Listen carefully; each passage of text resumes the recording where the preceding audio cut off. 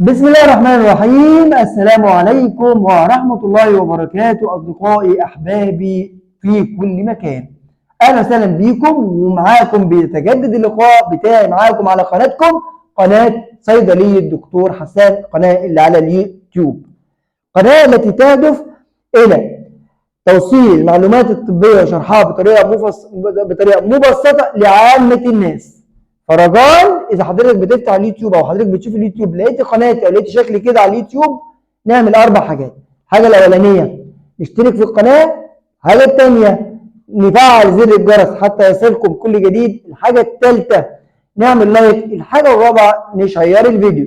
طب ليه نشير الفيديو؟ حتى يصل الى اكبر عدد من الناس، وبالتالي تصل المعلومه لقطاع كثير من الناس، وتشاركوني الأجر لأن الدال على الخير كفاعله.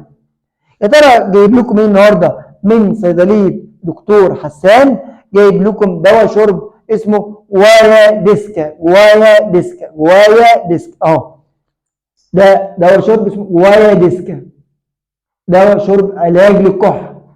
وكالعادة اما اجي اتكلم عن الجوايا ديسكا ده كمنتج شراب علاج للكحة، أنا لازم أتكلم عنه من كل التفاصيل. أول حاجة سعره 14 جنيه يعني في المتناول. تاني حاجة المواد الفعالة اللي فيه عندي مادتين، مادة جوافينيزين والديكستروميثورفان. جوافينيزين ومادة الديكستروميثورفان. طيب مادة الجوافينيزين معروفة إن هي مادة طاردة للبلغم، تطرد البلغم. طيب مادة الديكستروميثورفان مادة مهدئة للسعال. لما انا يبقى عندي مريض عنده سعال وكحة نتيجة نزلات بارد، طبعا احنا شايفين الشتاء ما شاء الله اكتر حاجة بتصيب الناس في الشتاء هي الكحة، واكتر حاجة بيلاقيها صاحب الكحة هو الكحة والسعال هو البلغم. وساعات بتبقى كحة ناشفة جدا جدا جدا، يبقى في ساعات كحة فيها بلغم وكحة ناشفة جدا جدا جدا. فلما انا الاقي المريض عنده كحه بلغم شديده جدا جدا وحابب اديله حاجه تهدئ السعال كمان تطرد البلغم، يبقى اديله الجوايا ديسكا اهو. طيب لان ماده الجوافينيسين بتطرد البلغم، وماده الديكستروميثين مهدئه للسعال. حلو كده؟ طيب مين يستخدم العلاج ده ومين ما يستخدموش؟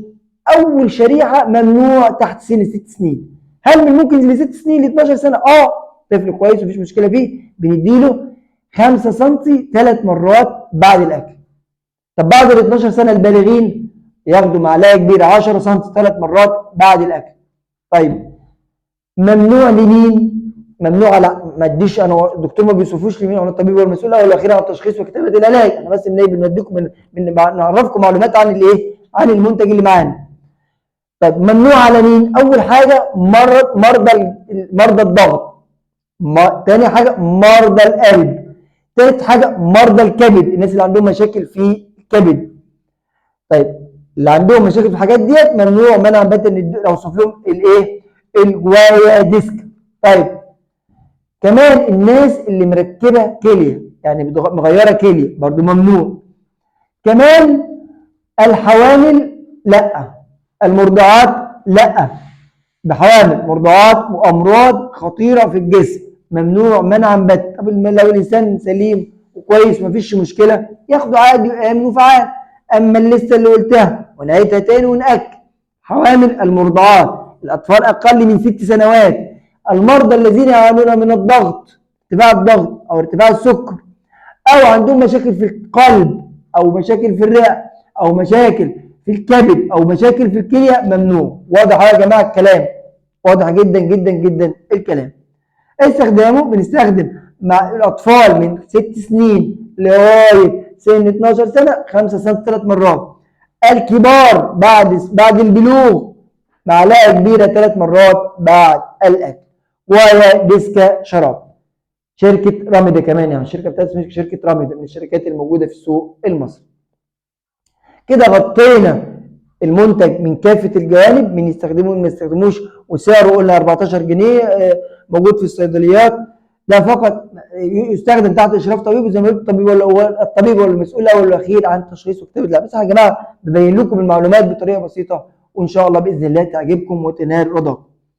فضلا بس اذا في نهايه الفيديو اذا كان الفيديو عجبك استفدت بمعلومه، اول حاجه تدعي لي، تاني حاجه نشير بقى ونوري الناس كلها، تالت حاجه اكتبوا لي باذن الله اي تعليق خاص بالدواء، اي سؤال تحت في الكومنتات انا اقسم بالله هجاوب. وكالعاده من لا يشكر الناس لا يشكر الله. بشكر اللي خلف الكاميرا اللي بيصورني وبيعمل لي المونتاج وبيعمل لي كل شغل الفيديوهات بتاعتي، احمد حسان ابني، شكرا يا احمد.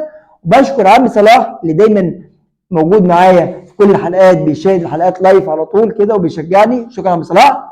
وبشكركم كلكم يا اللي بتشوفوا الفيديو وتشيروه وبعدين تشتركوا في القناه وبعدين تسالوني الاسئله اللي انتم عايزينها.